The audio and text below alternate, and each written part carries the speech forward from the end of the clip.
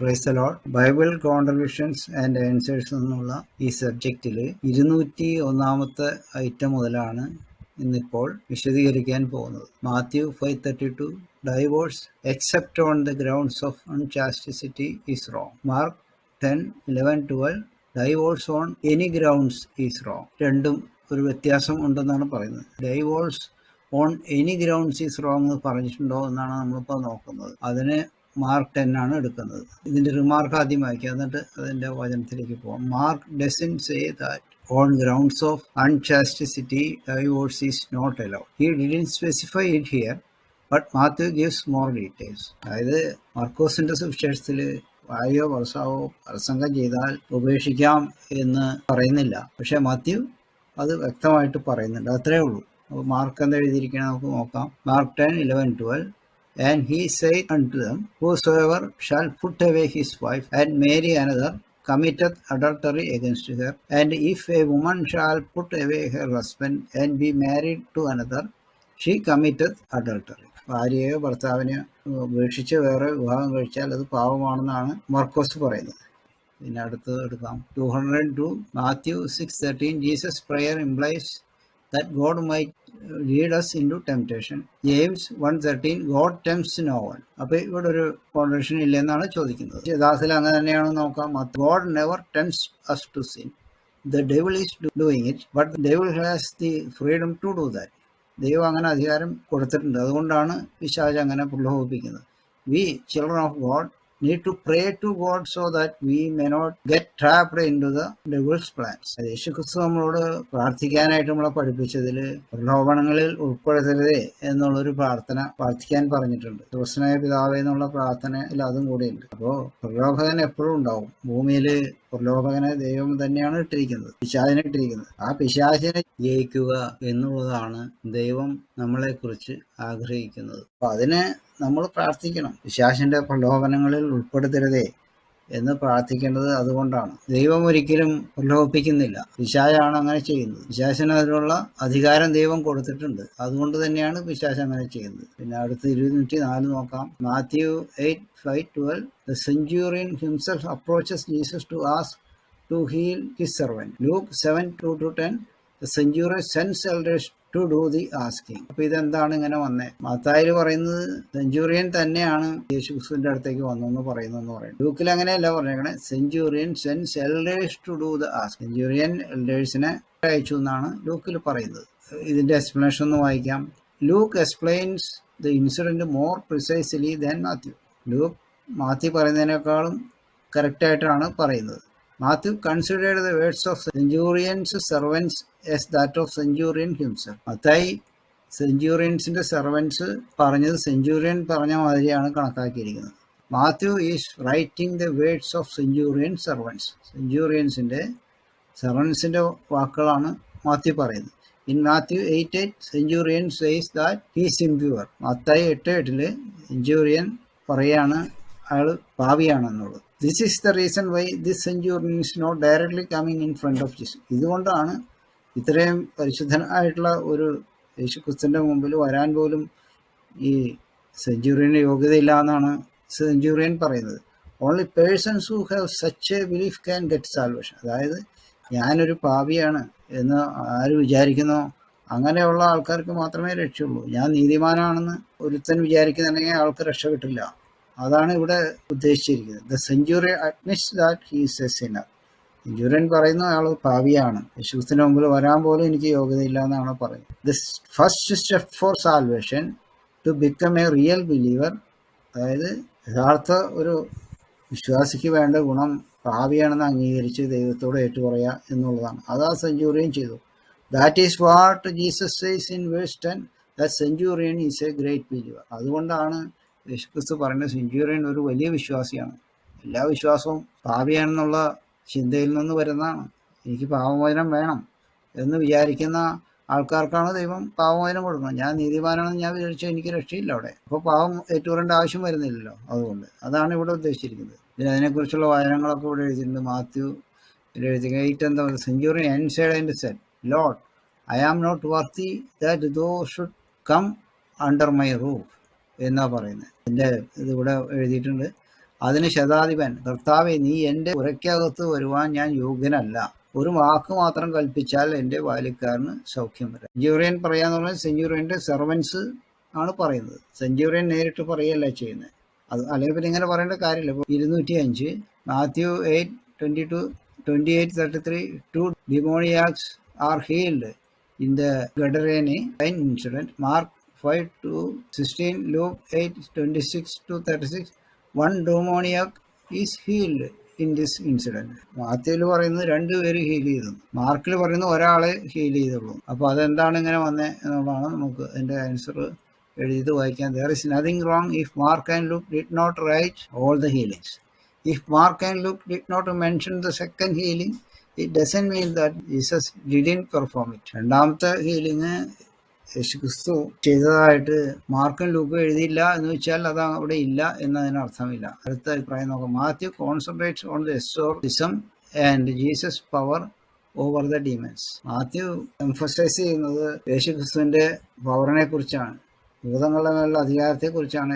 അതുകൊണ്ട് 2 പേര് അവിടെ ഉണ്ടായിരുന്നു, അവർ 2 പേരെ കുറിച്ചും എഴുതി. As a result, he mentions both demoniacs so as to emphasize Jesus' power. അപ്പോൾ അത് ഞാൻ പറഞ്ഞ പോലെ. Luke and Mark, however, concentrate on the one demoniac that wanted to follow Jesus. എന്നാൽ ലൂക്കും മാർക്കും ഒരാളെ മാത്രമേ കോൺസെൻട്രേറ്റ് ചെയ്യുന്നുള്ളൂ. കാരണം വെച്ചാൽ ആൾ മാത്രമേ ഫോളോ ചെയ്യട്ടെ എന്ന് യേശുക്രിസ്തുവിനോട് ചോദിച്ചു. അപ്പോൾ ആ ഉള്ള കാര്യം മാത്രമാണ് ഇവർ 2 പേരും പറഞ്ഞിരിക്കുന്നത്. വചനങ്ങളെല്ലാം ഇവിടെ കൊടുത്തിട്ടുണ്ട്, മാത്യു മാർക്കും അതുപോലെ തന്നെ ലൂക്കും എല്ലാം ഇവിടെ കൊടുത്തിട്ടുണ്ട്. 2 പേർക്ക് വായിച്ചു നോക്കാവുന്നേ ഉള്ളൂ. പിന്നെ 206 Mathew 9:18 the ruler's daughter was already dead when Jesus raised her. Luke 8:42 she was dying but not dead. അപ്പോൾ ഇതിലും ഒരു വ്യത്യാസം ഇല്ലേ എന്നാണ് ചോദിക്കുന്നത്. അപ്പോൾ ആൻസർ നോക്കാം. Luke 8:49 says, 42 അല്ല 49 ആണ്, says that the child was dead before Jesus arrived there. ക്രിസ്തു അവിടെ എത്തുന്നതിന് മുമ്പ് തന്നെ ലൂക്ക് 8:49 ആ കൊച്ചു മരിച്ചു എന്ന് എഴുതിയിട്ടുണ്ട്. The statement made above is wrong because the reference verse is wrong. There is no contradiction. അതായത് ഇവിടെ പറഞ്ഞിരിക്കുന്ന ഈ വചനം കറക്റ്റ് അല്ല. കാരണം വെച്ചിട്ടുണ്ടെങ്കിൽ ജീസസ് എത്തുന്നതിന് മുമ്പ് കൊച്ചു മരിച്ചുകൊണ്ടിരിക്കുകയായിരുന്നു എന്നുള്ളത് ശരിയാണെങ്കിൽ തന്നെയും ഇവിടെ പറയേണ്ട റെഫറൻസ് അതല്ല. യേശുക്രിസ്തു വന്ന് ആ വീട്ടിൽ ചെന്ന സമയത്ത് ആ കൊച്ചു മരിച്ചു പോയിട്ടുണ്ടായിരുന്നു എന്ന് 49-ാമത്തെ വചനത്തിൽ പറയുന്നുണ്ട്, സെയിം ലൂക്കിൽ തന്നെ. അപ്പോൾ പിന്നെ ഈ പറഞ്ഞത് ശരിയല്ല എന്നുള്ളത് ആർക്ക് വേണമെങ്കിലും മനസ്സിലാക്കാവുന്നേ ഉള്ളൂ. 207 Matthew 10 Mark 3:16-19 the 12 apostles were Simon, Andrew, അങ്ങനെ കുറേ ആൾക്കാർ പേര് പറയുന്നുണ്ട്. Luke 6:13-16 the above except that Thaddeus is excluded and Judas the son of James added. Actually അത് തന്നെ പറയണു. അപ്പോൾ അതിൻ്റെ ആൻസർ എഴുതിയിരിക്കുന്നത് Thaddeus might have been died. That was why Judas the son of James is included. അത് തന്നെയാണ് യൂദാസിന്റെ കാര്യത്തിൽ ആത്മഹത്യ ചെയ്തുകൊണ്ട് മത്യാസിനെ എടുക്കേണ്ടതായിട്ട് വന്നത്. അതുപോലെ തന്നെ ആ സമയത്ത് ഈ തദ്ദേവൂസും മരിച്ചു പോയിട്ടുണ്ട്. അതുകൊണ്ടാണ് 12 പേരാകാൻ വേണ്ടിയിട്ട് യൂദാസ് എന്ന് പറഞ്ഞ വേറെ ആളെ എടുത്തിട്ടുണ്ട്. പിന്നെ Luke wrote book after Matthew and Mark wrote their books.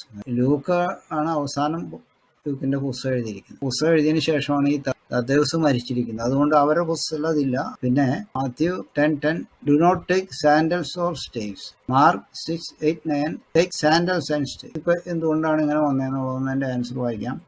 Matthew 10:10 says that no shoes and staves are allowed. This means that no 2 sets of shoes and no 2 pieces of staves are allowed. അതായത് sandals എന്ന് പ്ലൂറലായിട്ടാണ് ഇവിടെ പറയുന്നത്. മാത്യു 10:10 എന്താ എഴുതിയേക്കണം നോക്കാം. Nor scrip your journey, neither 2 coats, neither shoes nor yet staves. അതായത് 2 വെച്ചെടുക്കരുത്. അതായത് 2 coat എടുക്കരുത്, 2 set shoe എടുക്കരുത്. ഒരു ഷൂ എന്ന് പറയുമ്പോൾ ഒരു ഷൂ അല്ല, 2 അല്ലേ, 2 സെറ്റ്സ്.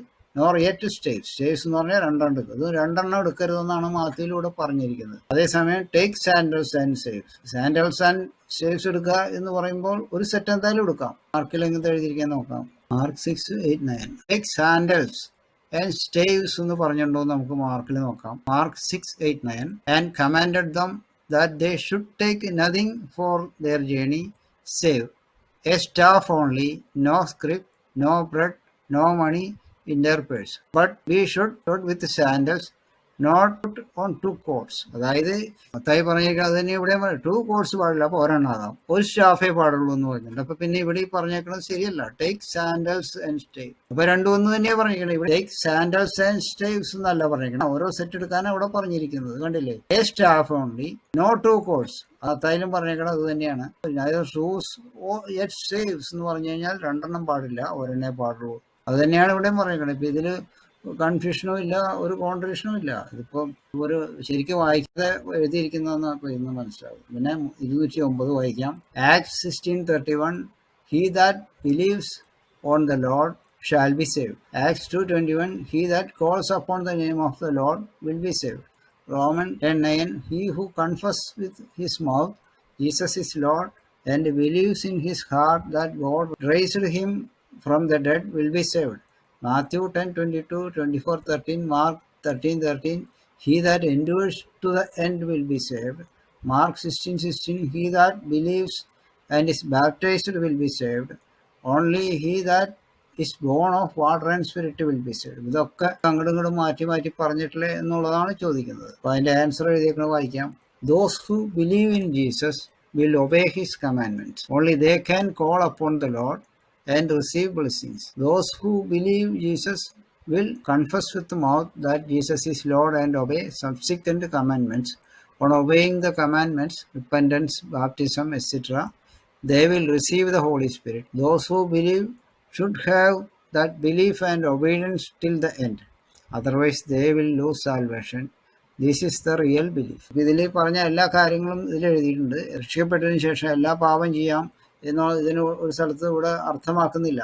ദൈവരാജ്യം അവകാശമാക്കാനുള്ള പല കാര്യങ്ങളാണ് ഇവിടെ പറയുന്നത്. അവസാനം വരെ എല്ലാ കൽപ്പനകളും അനുസരിച്ചാൽ മാത്രമേ ഈ പറഞ്ഞ രക്ഷ നിലനിൽക്കുകയുള്ളൂ എന്നാണ് ഇതിൽ ഉദ്ദേശിച്ചിരിക്കുന്നത്. ഒരു കൺഫ്യൂഷനോ കോൺട്രഡിക്ഷനോ ഒന്നും തന്നെ ഇതിലില്ല. 210 Matthew 12:5, Jesus say that the law states that the priests profane the Sabbath but are blameless.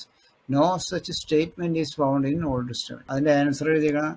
The priests are doing work on Sabbath, so they are profaning Sabbath. Sabbath സമയത്ത് അവർ വർക്ക് ചെയ്യുന്നുണ്ട്, അപ്പൊ പിന്നെ സാബത്തിനെ ലംഘിക്കുന്നില്ലേ? അതാണ് ചോദിക്കുന്നത്. അതെന്താണെന്ന് നോക്കാം. Numbers 28:9-10. And on the Sabbath day 2 lambs of the first year without spot and 2/10 deals of flour for a meat offering mingled with oil and the drink offering thereof. This is the burnt offering of every Sabbath beside the continual burnt offering and his drink offering. അതായത് ഈ യാഗം കഴിക്കണമെങ്കിൽ അതിനൊരു പണിയില്ലേ, ആ പണി ചെയ്യുന്നു എന്നാണ് ഇവിടെ പറയുന്നത്. പണി ചെയ്യേണ്ടത് നടക്കില്ലല്ലോ, അപ്പൊ പിന്നെ വർക്ക് ചെയ്യുന്നില്ലേ? അപ്പൊ ആ സാബത്ത് ഡേയില് പുരോഹിതന്മാര് സാബത്ത് ലംഘിക്കുന്നുണ്ട്. ലംഘിച്ചു കഴിഞ്ഞാലും അവര് പാപികളായി മാറുന്നില്ല, അവര് പാപമില്ലാത്തവരായിട്ട് തന്നെയാണ് കണക്കാക്കുന്നത്. അതാണ് ഇവിടെ പറഞ്ഞിരിക്കുന്നത്. 211 Mathai 12:30, Jesus says that those who are not with him are against him. Mark 9:40, Jesus say that those who are not against him are for him. Jesus say that those who do not agree with his teachings, not with him, are against him. ജീസസിന്റെ കൂടെ ഇല്ലാത്ത ആൾക്കാർ ഇഷ്ടമാണ്. കൂടെ ഇല്ലാത്ത ആരാ? Jesus പറഞ്ഞ കാര്യങ്ങൾ സമ്മതിക്കാതെ ഇരിക്കുന്നവരാണ് കൂടെ ഇല്ലാത്തവര്. അവരെ അഗൻസ്റ്റ് ആണ്, നോട്ട് വിത്ത് ഹിം. ക്ലിയർ അല്ലേ? പിന്നെ but those who agree with his teaching not against him are for him. അതായത് യേശുക്രിസ്തുവിന്റെ കൽപ്പനകളെ പഠിപ്പിക്കലിനെ സമ്മതിക്കുന്ന ആൾക്കാർ സ്വന്തം ആൾക്കാരാണ് എന്നാണ് ഇവിടെ പറയുന്നത്. അപ്പൊ ഇതിൽ ഇംഗ്ലീഷ് എഴുതിയത് മനസ്സിലായിട്ടില്ല, അതുകൊണ്ടാണ് ഇതിങ്ങനെ പറയുന്നത്. അപ്പൊ ഇതിൽ ഇത് ക്ലിയർ ആയിട്ട് അവർ എഴുതിയിട്ടുണ്ട്.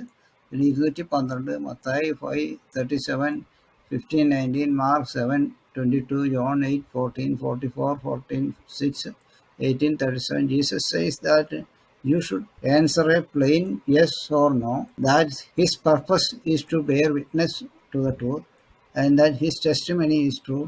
He equates lying with evil. John 7:10.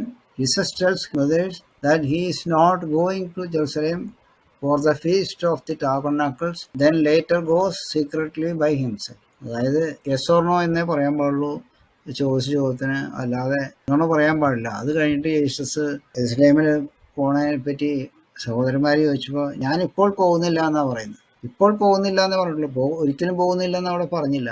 അപ്പോൾ നോണയൊന്നും പറഞ്ഞിട്ടില്ല. അതാണ് എൻ്റെ എക്സ്പ്ലനേഷൻ വായിക്കും. Jesus says he is not going at the time his brothers told. He did not go at that time. Later on he went. Jesus did not like. അതാണ് ഇതിൽ പറയുന്നത്. John 7:8-10 എന്ന് പറയുന്നത്. അതിൻ്റെ മലയാളം വായിക്കാം. നിങ്ങൾ പെരുന്നാളിന് പോകുകയും എൻ്റെ സമയം ഇതുവരെ വന്നിട്ടില്ലായതുകൊണ്ട് ഞാൻ ഈ പെരുന്നാളിന് ഇപ്പോൾ പോകുന്നില്ല എന്ന് എഴുതിയേക്കണേ. ആ സമയത്ത് പോകുന്നില്ല, അപ്പോൾ പിന്നെ പോകുന്നുണ്ടെന്ന് അതിന് അപ്ലൈ ചെയ്യുന്നുണ്ട്. ഇങ്ങനെ അവരോട് പറഞ്ഞിട്ട് ഗലീലയിൽ തന്നെ പാർത്തു. അവൻ്റെ സഹോദരന്മാർ പെരുന്നാളിന് പോയ ശേഷം അവനും പരസ്യമായിട്ടല്ല രഹസ്യത്തിൽ എന്ന പോലെ പോയി. അപ്പോൾ ഇവിടെ എവിടെയാണ് നുണ പറഞ്ഞിരിക്കുന്നത്? ഒരു സ്ഥലത്തും നുണ പറഞ്ഞിട്ടില്ല. പിന്നെ 213 എടുക്കാം. Mathai 16:11. Beware of the leaven of Pharisees and Sadducees. Mark 8:15. Beware of the leaven of Pharisees and Herod. ലേവൻ എന്ന് പറഞ്ഞു കഴിഞ്ഞാൽ പുളിമാവെന്നാണ് അർത്ഥം. അല്ലെങ്കിൽ മനുഷ്യരെ സ്വാധീനിക്കാൻ ആവശ്യമായിട്ടുള്ള തരത്തിലുള്ള ഒരു സംസാരം ആണ്, ഒരു രീതിയാണ്. അതിനെപ്പറ്റിയാണ് പുളിമാവ് എന്ന് പറഞ്ഞത്. അത് പരീശന്മാർക്കും സദൂക്യർക്കും അതുപോലെ തന്നെ ഹെറോദിനും ഉണ്ടായിരുന്നു.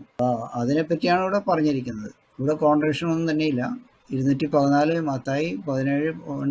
The transfiguration occurs 6 days after Jesus foretells his suffering.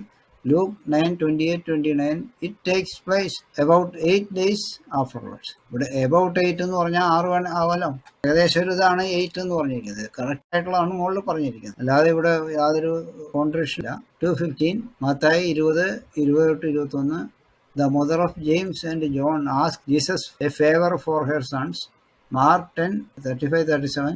They asked for themselves. ഇതിൻ്റെ റിമാർക്ക് വായിക്കും. Here Zebedee's sons are coming to Jesus with their mother with demands. But here Jesus merely responds to sons, implying that sons' requested needs were asked by their mother. This means that basically sons made the demands as Mark recorded. അതായത് mark പറഞ്ഞിരിക്കുന്ന പോലെ മക്കളുടെ ആവശ്യമായിരുന്നു. അത് അമ്മേനെയും കൂട്ടി വന്ന് അമ്മ അത് പറഞ്ഞു എന്ന് മാത്രമേ ഉള്ളൂ. യേശുക്രിസ്തു മക്കളോട് ആൻസർ പറഞ്ഞു. കാരണം വെച്ചാൽ അവരുടെ ആവശ്യമെന്ന് യേശുക്രിസ്തുവിന് അറിയാവുന്നതുകൊണ്ട് അങ്ങനെ പറഞ്ഞു. അല്ലാണ്ട് ഇവിടെ തർക്ക വിഷയങ്ങളൊന്നും തന്നെ ഇല്ല. പിന്നെ അതിൻ്റെ വചനങ്ങളൊക്കെ ഇവിടെ എഴുതിയിട്ടുണ്ട്. 216 Mathew 20, 29, 34.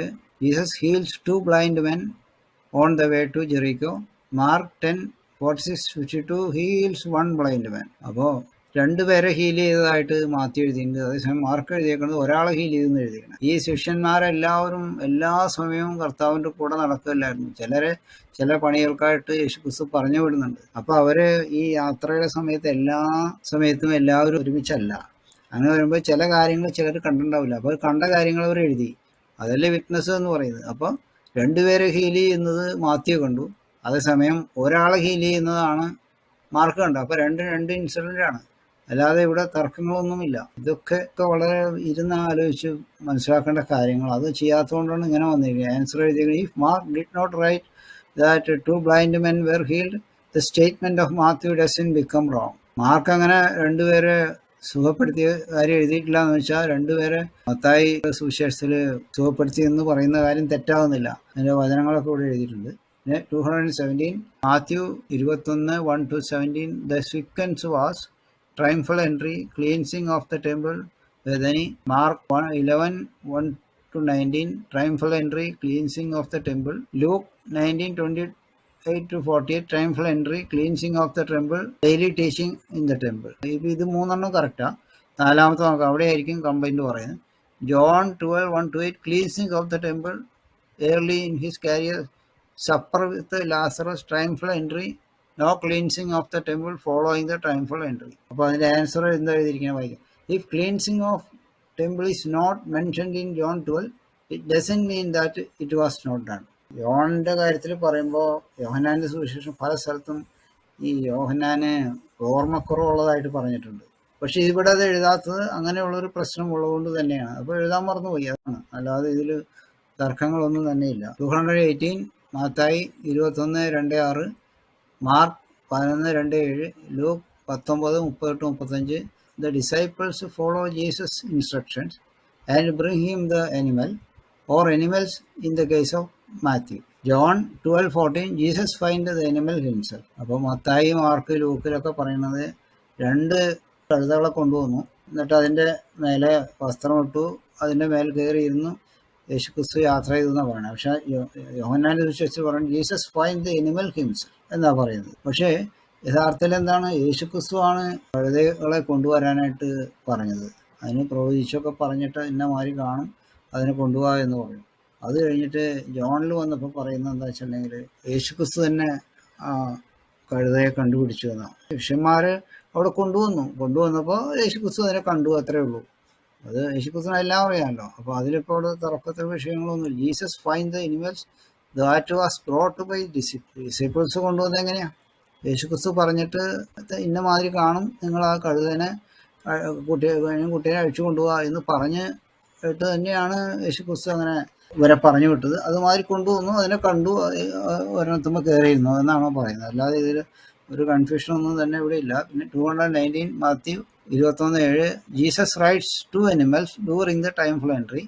Mark 11:7 Luke 19:35 John 12:14 only 1 animal is involved. Answer നോക്കാം. Jesus or any other person can sit on 1 animal only at a time. ഒരു സമയത്ത് ഒരു മൃഗത്തിൻ്റെ മേലെയല്ലേ കയറിയിരിക്കാൻ പറ്റുള്ളൂ, രണ്ടിൻ്റെ മേലെ ഒരുമിച്ചിരിക്കാൻ പറ്റുമോ? അത് സാധിക്കില്ല. Jesus asked to bring the ass also with the colt so that they can comfortably die. അതായത് കുട്ടിയുടെ തള്ളയും കൂടി കൊണ്ടുവരാൻ പറഞ്ഞതിന് കാരണം എന്താ വെച്ചിട്ടുണ്ടെങ്കിൽ, അല്ലെങ്കിൽ കുട്ടി ചിലപ്പോൾ തള്ളയെ അന്വേഷിച്ച് പോകും, അതുകൊണ്ടാണ് തള്ളയും കൂടി കൊണ്ടുവരാൻ പറഞ്ഞത്. Otherwise the Colt might go searching for it's mother. അത് വരാതിരിക്കാൻ വേണ്ടിയിട്ടാണ് കഴുതയും കുട്ടിയും കൂടി കൊണ്ടുവരാൻ പറഞ്ഞു. പിന്നെ അതിൻ്റെ വചനം ഇവിടെ എഴുതിയിട്ടുണ്ട്. പിന്നെ 220 Mathai 21:19-20 the fig tree withers immediately after being cursed by Jesus. The disciples notice and are amazed. Mark 11:13-14 20:21 the disciples first notice that the tree has withered the day following. ഇതൊരു കൺഫ്യൂഷൻ ഉണ്ട്. നമുക്ക് ആൻസർ വായിക്കാം. Disciples notice that the next day the tree died up from roots, not just leaves. It was a complete destruction. So there is no contradiction. ആദ്യത്തെ ദിവസം fig ട്രീയുടെ അടുത്ത് നിന്ന് അതിനെ യേശുക്രിസ്തു ശപിച്ചതോടുകൂടി അതിൻ്റെ ഇലയെല്ലാം അപ്പം തന്നെ അങ്ങോട്ട് കൊഴിഞ്ഞു പോയി. ഇത്ര വേഗം അത് ഉണങ്ങിയല്ലോ എന്ന് ശിഷ്യന്മാർ പറഞ്ഞു. അത് കഴിഞ്ഞിട്ട് പിറ്റേ ദിവസം ആ വഴിയിൽ കൂടെ തന്നെ പോകുമ്പോൾ ആ സമയത്ത് അതിൻ്റെ റൂട്ട് വരെ കരിഞ്ഞു പോയതായിട്ട് കണ്ടു. അവിടെ അടക്കം കംപ്ലീറ്റ് കരിഞ്ഞു എന്നാണ് പറയുന്നത്. അപ്പോൾ അത് നെക്സ്റ്റ് ഡേ സംഭവിച്ച കാര്യമാണ് കംപ്ലീറ്റ് ഡിസ്ട്രക്ഷൻ ഉണ്ടായത്. അല്ലാതെ അവിടെ ഒരു കൺഫ്യൂഷനൊന്നും തന്നെ ഇല്ല. അപ്പോൾ അത് നമുക്കൊന്ന് വായിക്കാം. മാർക്ക് 11:20 രാവിലെ അവർ കടന്നു പോരുമ്പോൾ അത്തിവൃക്ഷം വേരോടെ ഉണങ്ങിപ്പോയത് കണ്ടു. പിറ്റേ ദിവസം അതിൽ കടന്നു പോകുമ്പോൾ പല ദിവസം തന്നെ ശപിച്ചതാണ്. പിറ്റേ ദിവസം അതിൻ്റെ കടയടക്കം അത് നശിച്ചു പോയി എന്നാണ് പറയുന്നത്. ഒരു തർക്ക വിഷയങ്ങളൊന്നും തന്നെ ഇവിടെ ഇല്ല. അത് ഇവർ ശരിക്കും അത് നോക്കാതെ എഴുതിയിരിക്കുന്നതാണെന്നാണ് ഇതിൽ നിന്ന് നമുക്ക് മനസ്സിലാകും. ഇത്രയും പറഞ്ഞുകൊണ്ട് നിർത്തുകയാണ്.